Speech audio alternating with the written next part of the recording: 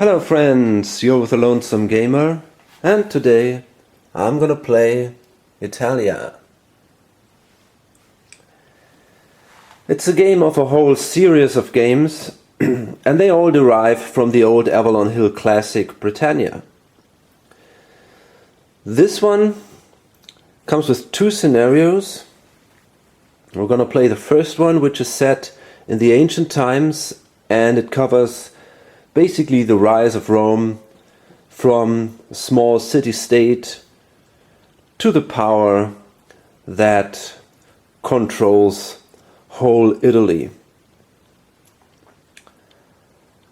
The other scenario, which we might cover at some later time, is set during the early Middle Ages, just after the fall of Rome.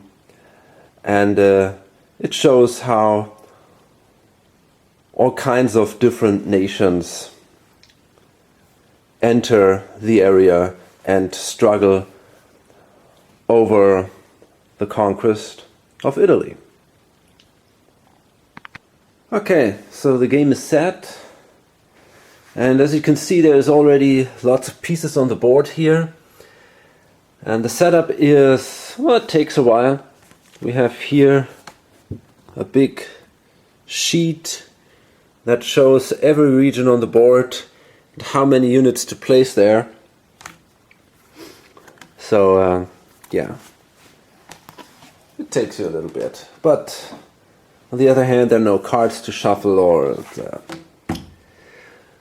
fine. So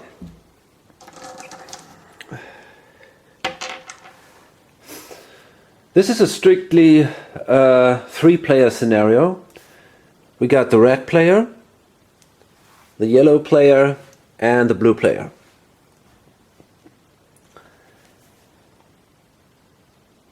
And the special feature about this game is that players don't control a single nation, but they control different nation during the course of the game, usually more than one nation at the same time. So right now the red player is controlling Rome and Greek, yellow player controls the Samnites and the Celts, and the blue player controls Carthage, the Etruscans and the Illyrians. Rome, the Greeks are here, the Samnites and the Celts up there. Carthage controls right now a big part of the map, the biggest nation at the moment. The Etruscans right here, and the Illyrians up there. Okay. The game is played over 10 turns, and after each turn we see how many points the nations have scored, and we write them down here, this point record sheet, and the player whose nations have scored the most points, and they are all added together, so it's not the single nation with the most points, but they are all added together, all the nations. This player, in the end, after 10 turns, wins the game. So what do you get points for? Well, it depends. It's also nation specific, and it's always written here on these little player aids. Each player has these for each single nation. Rome alone has actually 3 of them because they have lots of specific rules and specific ways to score points. And usually it works. You score usually points for controlling specific areas. So for example, you can see here in turn 3, this is now about the Celts. At the end of the game turn, they gain 2 victory points each for controlling Picenum and Pavia. Pavia would be here, Picenum is here. 1 victory point each for Ravenna, Pisa, Florencia and Verona, and half a victory point each for any other areas. And that's something you have actually with most of the nations, that at specific turns they gain points for controlling specific areas. Usually you can gain also points during the turn at any time, like here, at any time during the Celtic turn. For example, 5 points for each Roman leader eliminated. 2 points for any other Roman unit eliminated. So killing other units, especially the ones of the historical enemy, usually gives you also points. And some people, specifically the yellow ones, they gain also points for raiding enemy cities.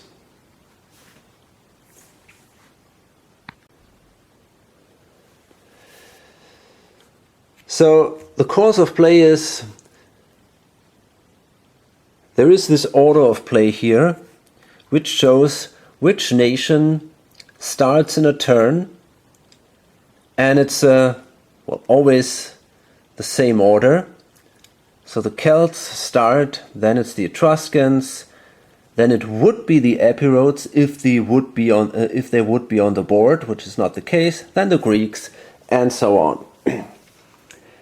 And each of these nations does their full turn, and then the next nation does their full turn, and so on, until at the end the Romans, they are always the last, did their complete turn, and then the whole round is over, and the scoring of the points is done, and then the next round will start. So I say let's start with the Celts right away.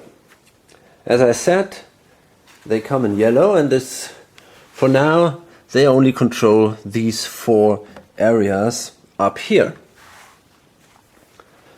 At the beginning of a nation turn, and it's always important to distinguish between nation turns and game turns. Okay, so nation turn is obviously a turn of a single nation, and when the whole, when all the nations have done their turns, a game turn is done. So at the beginning of each nation turn, nations collect income. And you get income for each territory you control, and an additional income for each city that you control. So right now, because the Celts control 4 areas, they gain $4. Okay, and that is just marked over there. And I really wonder if there's a way to get this. Maybe that would make it easier for me and for you to see if I can bring this down a little more. Yeah, that's pretty helpful. Okay. So now we can spend our income. That's the second step of a turn, and buy new units or also build cities.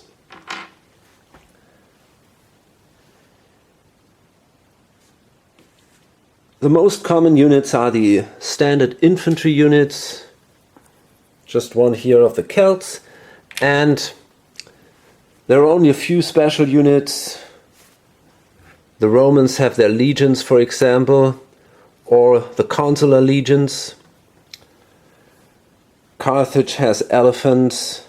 We have fleets. And I think that's actually more or less it. And the standard infantry unit, they cost $4 to build. So do the fleets and the Roman standard legions. The elephants and the consular legions, they cost $6. And building a city cost you also $6. Building a city in a mountain and I think also in a swamp. These are swamps here, and these here are mountain areas. You can see the difference here. That would cost you actually $8. Okay, I'm going to build a standard infantry with the Celts because I don't have any other units. So I'm going to pay 4, and that allows me to place a unit in an area that I already control. It's important to see that I can only place a single unit per area that I control during this phase of the game. So I guess I'm gonna bring this guy into play here. Yeah, I guess that makes sense. Does it? I'm not sure. Let's bring him in here. Okay. And yeah, that's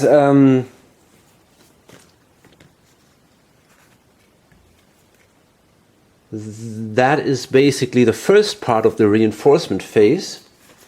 You build your units and then bring them into play. And during the second part, you check if you get any specific units because of this sheet here. And there we can see that in turn 1, Leader Brennus with 10 infantry shows up in Helvetia or the Alps. And then it's written here, this is a major invasion, and I'm going to explain in a minute what that means. First, let's bring the units into the mountains there. Okay, so there is this massive invasion army of Brennus here.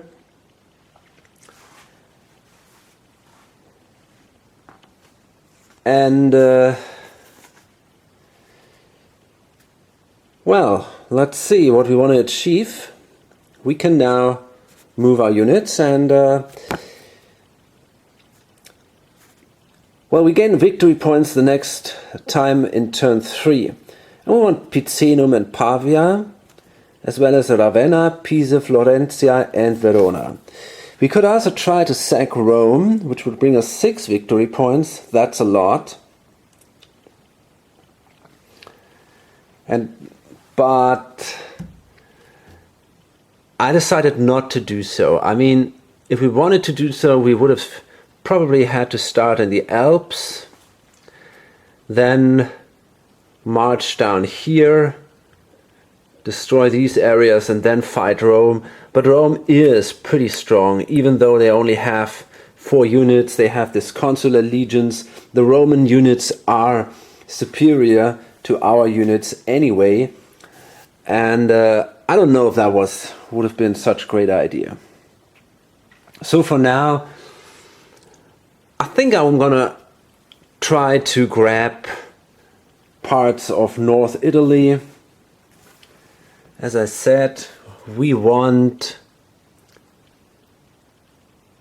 Picenum, Pavia, so these are, Picenum is here, Pavia is here, Ravenna, Pisa, Florentia and Verona. Okay, Florentia is this one, Ravenna, Pisa, Verona. So it shouldn't be too hard to grab Verona and Ravenna, and these ones are definitely harder to take. Still, it's kind of tempting to say, I want Pavia maybe as my, well, kind of a base or something, and from there on I can then try to control the northern area and do my raids into these central areas of Italy. So I think that's my plan for now. And we have a major invasion that is written here. This is a major invasion. So what does that mean? Major invasion basically means that I got 2 movement actions instead of only 1, as it would be a standard during a turn. So movement is simple. We have here on each unit on the right a movement allowance. In this case, the Celts can move 2 spaces. Now if you have a leader, you can move 1 additional space. If you enter an area with mountains, you have to stop. Exception, if you are with a leader, then you can move through this area.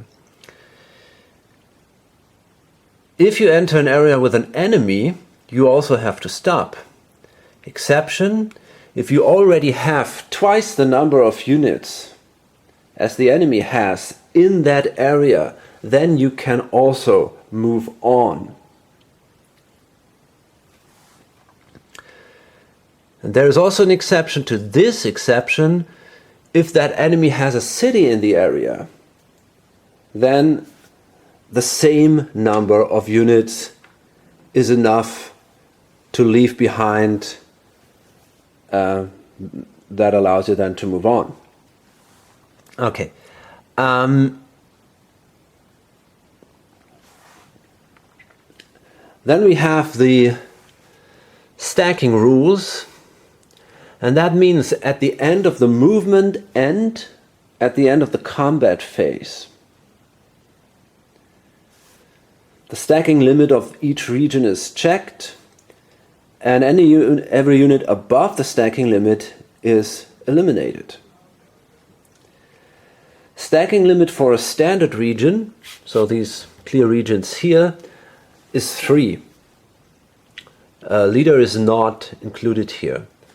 For a mountain region, it's 2. For swamp, I think it's also 3. And yeah, that's basically it. You cannot end your movement in these massing areas, these brown areas here, the mountains where now Brennus started. It's not allowed to end your movement there.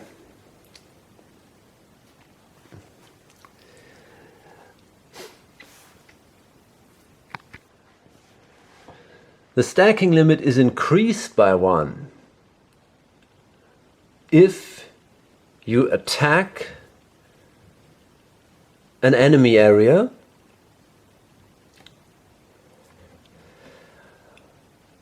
if the leader then, in addition to that, it is increased by an additional 1 if a leader accompanies the attacking units, and if it's a major campaign. No, that's not true. If it's a major invasion, it is also increased by 1. I'm pretty sure about that. Let me see the last thing. Yeah, exactly. Okay. This all sounds pretty complicated, but you get used to it after a while. Okay. Now that means, for example, if I have a leader with me, Brennus, I could enter this space here with, I think, 5 units. Usually it would be only 2, plus 1 because I attack, plus 1 because the leader is with me, and another 1 because it's a major invasion right now. So that's what I'm going to do. I'm going to move with 5 units, 1, 2, 3, 4, 5, into Pavia, and I'm going to try to take the city out here. Then we got these units left here. So let's see, we want Ravenna. So I think for now I'm gonna move with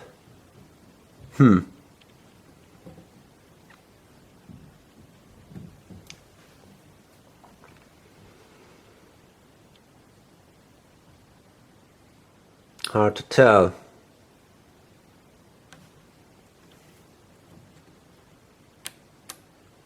Okay, I'm gonna move with 4 units in here, and I'm gonna move with 3 units into Illyria, into Liguria. Now you could say, hey, this is now one above the stacking limit because there are 4 units in a 3 space area. Remember, here it's not a problem because I make an attack.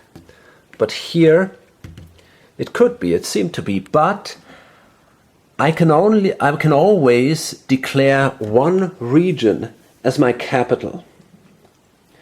And I can change that as often as I want, whenever I want, at any time. So basically I can always say in one of my regions there can be an additional unit, because that's what capital means. You can have a single region, one additional unit. So there we go with these guys here. And then after the movement we got to do the fighting. And here it's going to be pretty standard one. We see no modifiers. We have a single unit here from the Etruscans, and we got 4 units from the Celts. So we're going to roll for each unit a 10-sided die. Let's start with the attacker. 4 units, 4 dice. And we see here on the left the number, the 7. That is their strength value, and that is the number that we have to roll, or above we have to roll, above that we have to roll to do a hit. So let's see. And we fucked up pretty badly here. No hit. And now it's the Etruscan unit that can fight back. And it also didn't do a hit. Okay. So now, after the first round of combat is done, units could retreat. First, the attacker can decide if he wants to retreat, and the Celts don't want to retreat. And now the defender, the Etruscans, can retreat, and they will. They can retreat basically in any adjacent space that is free of enemy units, except the space where they were attacked from. So that means right now they could either retreat to Venetia or to Ravenna, and they're going to retreat to Ravenna. And by the way, retreating onto ships would also be possible. So then we do this big battle here, and that is now a little more complicated, because now we have combat modifiers. So, if you attack in a mountain area, the attacker gets a -1. If you attack a city, the attacker gets a -2. These are cumulative. So that means usually you would need a 10 to do a hit, because you got a -3 overall. But if you have a leader with you attacking, you get a +2 modifier, which then makes it definitely easier. Okay, so let's see. We got the Celts here with 5 units.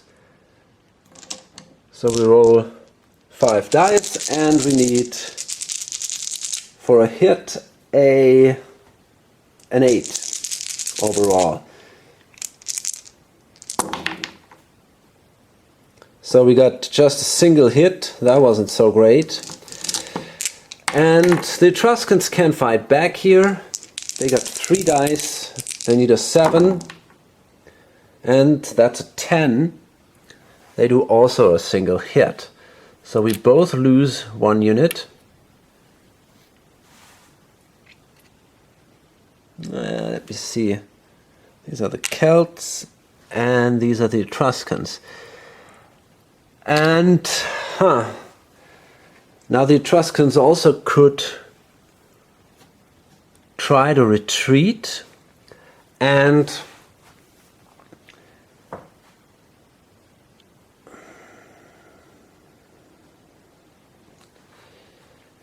I'm not sure.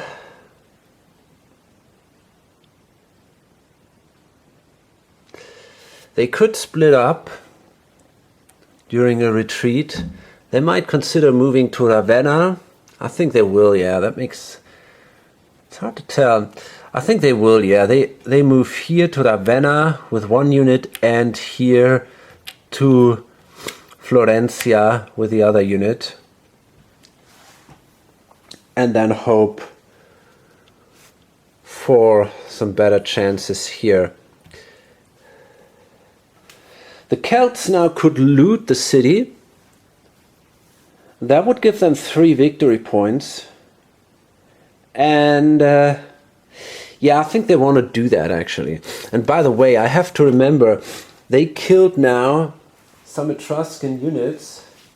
I wonder if that gives them points. Let's see.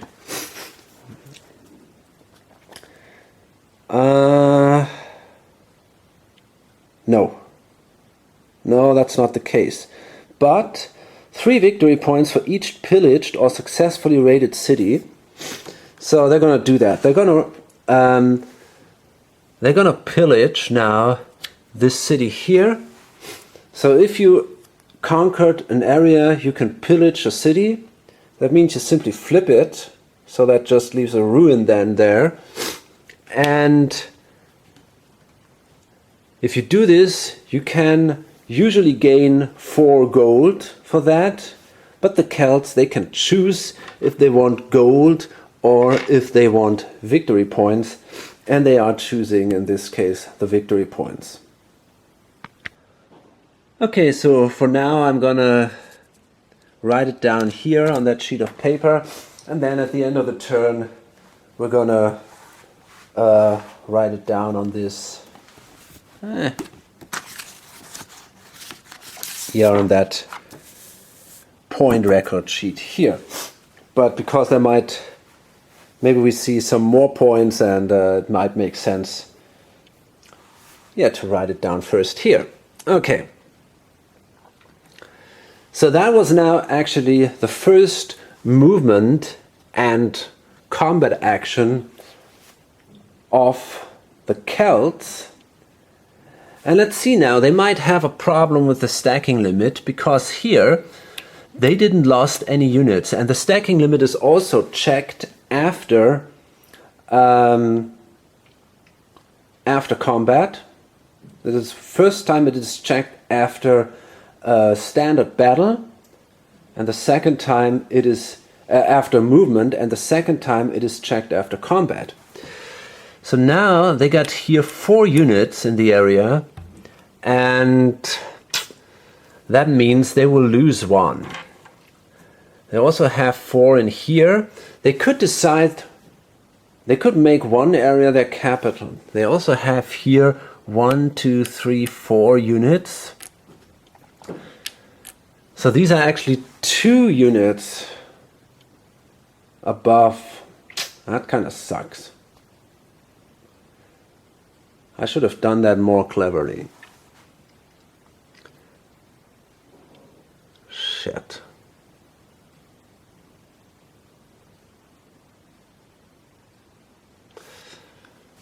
Yeah, that wasn't very clever. Okay, I'm actually considering leaving 3 units here with Brenners, making that my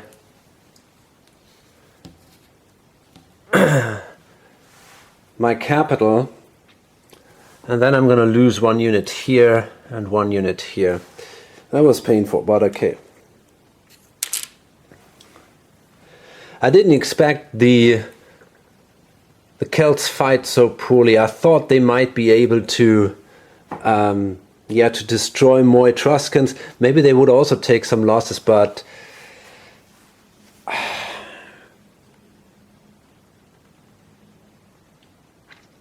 I didn't really keep in mind that the Etruscans simply could retreat and then the Celts would have ended up with some problems here. Maybe they should have retreated. Yeah, it would have been more clever. Usually what you can do is, although I'm not sure, I wonder if you can retreat with only part of your army. I think that is possible. I'm going to check that. Okay. So actually it is possible to retreat with a part of a unit, and I allowed the Celts to do that because I allowed them to retreat with one of these guys to Tridentum. That just makes so much more sense. And then I've lost 1 unit here, and this is my capital where I have now 3 units. So overall I've lost now I think a single unit.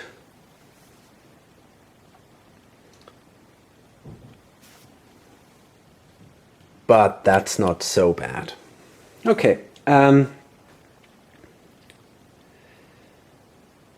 Now I've got my second movement action.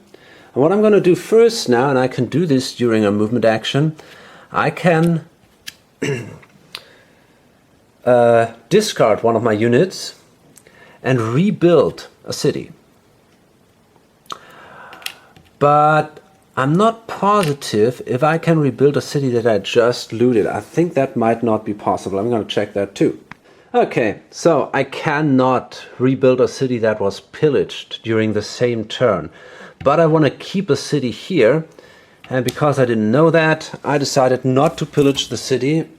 So that means the Celts don't gain their victory points, because a city gives you a very good defensive modifier, as you've seen.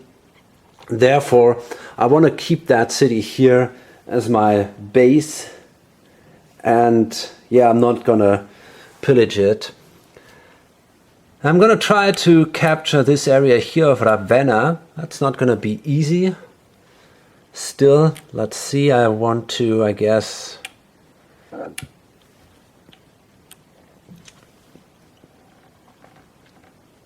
hard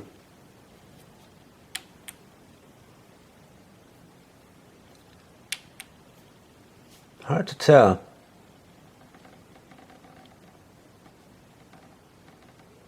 Yeah, okay.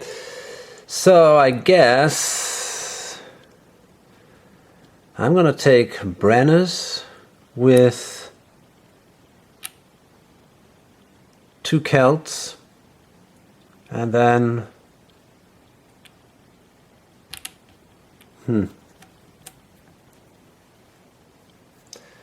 yeah, take 1 unit from here and another one from there. You know what? I'm not sure. I think I'm going to take this sucker and move him in here. Yeah. Okay, fine. And then we're going to see a battle here at Ravenna.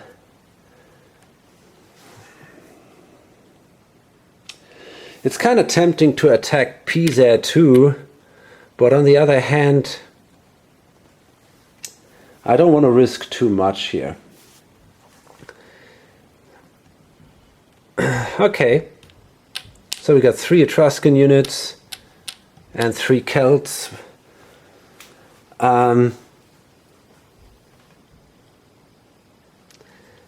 Celts come with a leader that gives them a +2, but because Ravenna is in a marsh, they get a -1, so the Celts have a -1.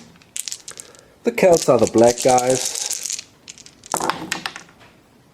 and they are not very successful. The Etruscans did a single hit.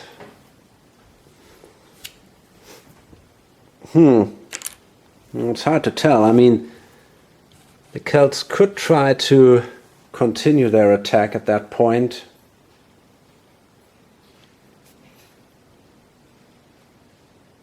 Wait a minute, the Celts did also a hit. The 6 is a hit. Yeah, because they got a +1 modifier. So, yeah, they will definitely continue the attack. And I think the Etruscans will not retreat at that time. I mean, let's see. Okay, another hit for the Celts. And now it's time to retreat, I guess. So the Etruscans, they move in here to Florencia.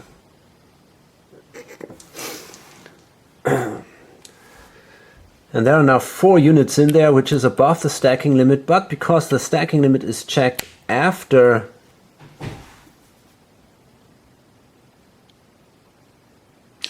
wait a minute, that's an interesting question.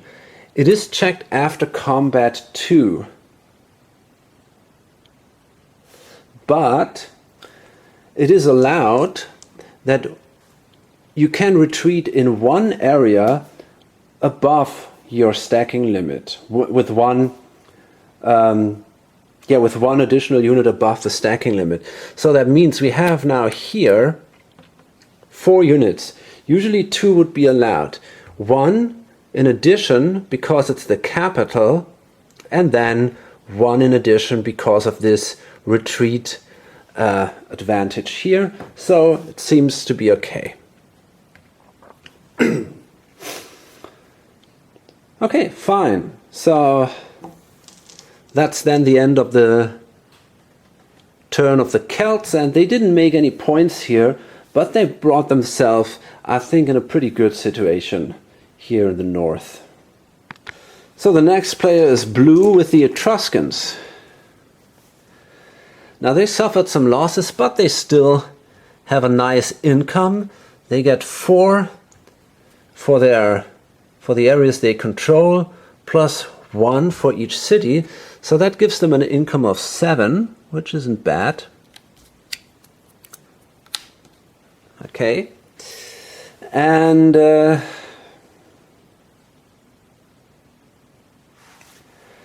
I wonder what to do with that. We could, for example, buy a city here in Pisa, but first let's see what the Etruscans get points for.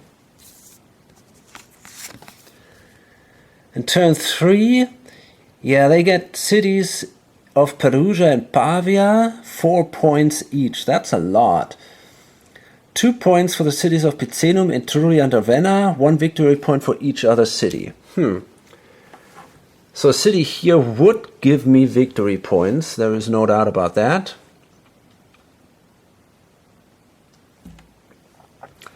They could try to attack Pavia, that would give them a lot of victory points, but it's extremely hard to do because they don't have a leader, they only hit at a 10, so I think that doesn't make a lot of sense.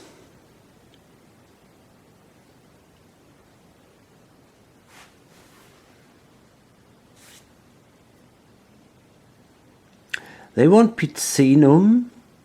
No, that's bullshit. Here we go. Picenum, Etruria, Ravenna, Perugia, and Pavia. Okay, so they already control Perugia. Picenum would be here. Ravenna would be here. I mean, they could... it's also very hard to attack Ravenna with Brennus in there. They could attack Picenum. That sounds like a good idea to me. So I guess I'm not going to be too aggressive here. I'm going to buy for $6 a city.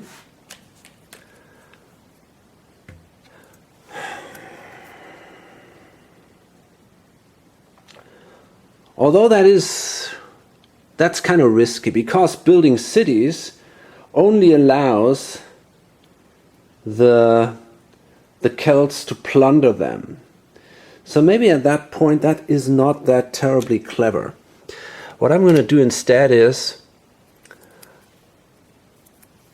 I'm going to buy a unit for $4 an Etruscan unit, and I could thinking about placing it here.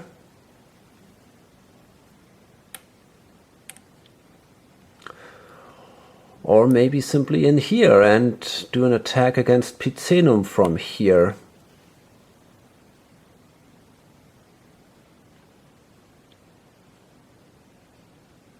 Yeah, I think I take 3 units with me and do an attack against Picenum at that point. Okay, so we got 3 units against a Samnite unit. The attacker is black, the defender is white. And yeah, the attacker did a hit, but the defender also did a hit, so both lose 1. But the Etruscans managed to capture Picenum.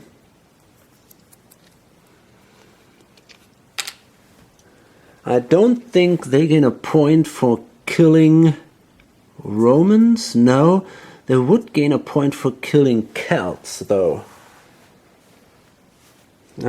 Still, I think in this case that was the more clever move.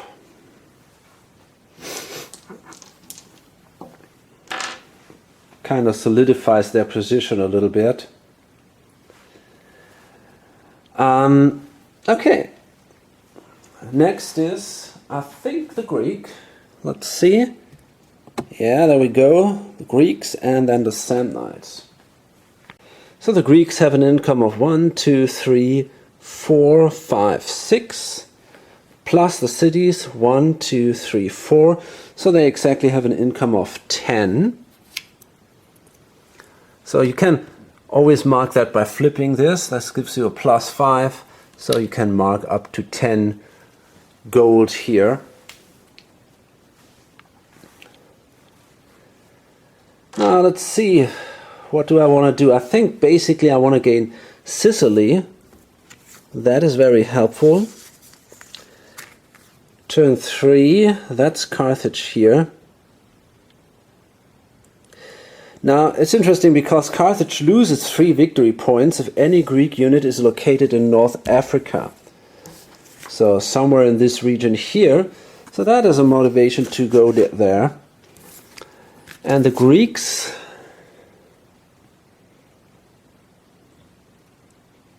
turn 1. Okay. They gain also a leader and a fleet with 2 infantry here.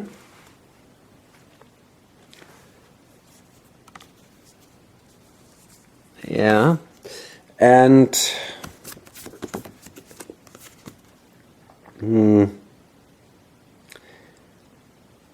yeah, they would gain victory points in Sicily or North Africa.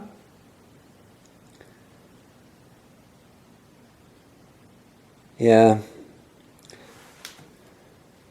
that's what it's basically about Sicily, North Africa, and also a little bit about South Italy here. Okay, I decided to buy myself a fleet, place it here. You can bring a fleet into play simply in a sea area that is adjacent to one of your of the areas you control, of the land areas you control. And there is no restriction. I mean, there can be an enemy ship in there or something. This doesn't matter. That's just fine. And enemy ships also don't block sea movement. So this is all cool. I also bought a unit here in Rhegium. And I received as reinforcements Agathocles with 2 infantry and a fleet in Mare Siculum. Yeah, exactly. Okay. And no, that's not true, actually. It's not.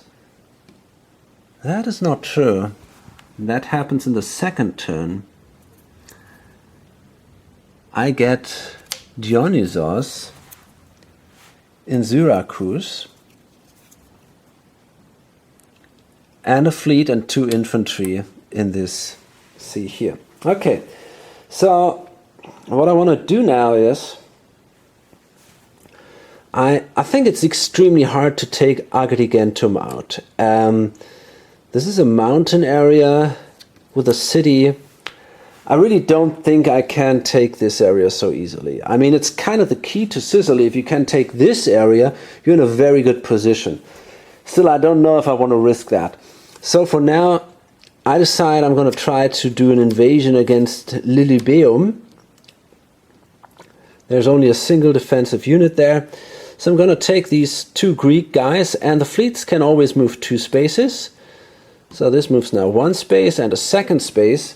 And then it leaves, it does an embarkation here, and we see a de-embarkation, and we see a invasion here at Lilybaeum. In addition, I'm going to take, I mean, this is all 1 space here. I'm going to take another unit here and also move it here and bring it there. But actually, I'm going to move 2 spaces with the fleet so that I end up also here in the Mare Libicum. And then we got this fleet here, and yeah, I think I want to take one of these units. Hard to tell. I mean, I could take these 2 guys, but that's pretty risky. And start another movement here. And by the way, I bring the leader also with a fleet here. That's also possible. So we have now here lots of units, 4, and we try to take out this area here. Shouldn't be too hard now. There is no negative modifier because I got the leader that cancels out the negative modifier of the city. But because it's an invasion, Carthage gets a +2 modifier for its combat roll. So we get 4 units as the attacker, and that's a hit. So we got a single hit, which is enough to destroy the unit. And Carthage as the defender, they need a 5 to be successful, and they don't have that. So I was pretty lucky here. This guy is destroyed, and I captured Lilybaeum. Okay, and then at the end of the movement phase, and also, I mean, we can also decide if we share the same area, the same sea space with an enemy ship. We can decide if we want to fight a battle or not. First, the attacker decides, and if he says no, I don't want to fight, then the active player decides, and then the other player can decide if he wants to fight or not. If both agree not to fight, there is no conflict. But in this case, the Greek player wants to fight, so they can roll 3 dice, while Carthage only has a single ship here. And actually, I forgot one thing, which is pretty important. In this case, it doesn't matter though. And it's the naval superiority. So if a player has more ships in adjacent sea areas, well, let's say it that way. If a battle occurs in a land area and one of the players has more ships in all adjacent sea areas than the other player does, then that player has the naval superiority, and that gives him a +1 modifier on his combat rolls. So in this case, the Greeks would have had a +1 modifier. But now we do the sea battle here, and that is exactly like the land battle. The fleets have a 9, so they need a 9 to hit. And they didn't do it, but Carthage did, which sucks. Now we could see a retreat here, And well, the Greeks don't want to retreat, but the Carthaginian player, he actually decides to retreat in an adjacent area. So he moves in here, and well, he managed to destroy a fleet of the Greeks. These are the Romans. Now let's see, I think the Greeks might gain a point for killing this Carthage unit here. Yeah, exactly. At any time during the Greek turn, 1 victory point for each Carthaginian unit eliminated. Okay. Okay, so I think I'm done for now. I'm going to load this up here. And yeah, we can see the rest of the turn then in the next video. For now, I think we didn't have seen too many surprises. Everybody is basically doing fine.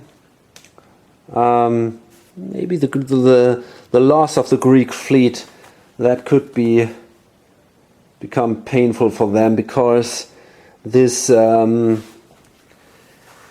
naval superiority is an important factor in the conflict between Carthage and the Greeks.